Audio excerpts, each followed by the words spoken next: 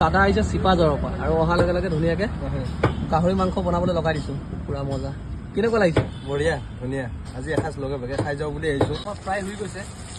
এতিয়া আমি বিলাহীটো ইয়াত ধুনীয়াকৈ এড কৰি দিম। এতিয়া ধুনীয়া লাগিব চাওক। দাদাই বনাই আছে আহি পেলাই আমাৰ দোকানত গাহৰি।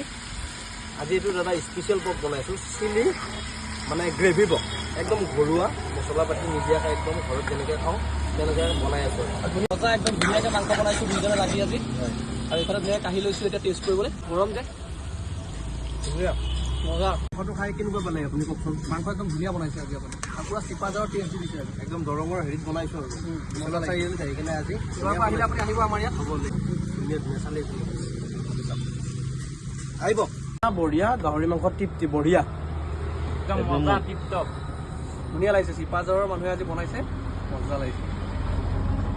ধুনীয়াকৈ আমি ভাত খাইছোঁ। দাদা আমাৰ লগত ভাত খাই কেনেকুৱা লাগিছে? একদম ধুনীয়া, একদম ঘৰুৱা ভাৱত আজি একেলগে তোমালোকৰ ভাত খাই বহুত ভাল লাগে।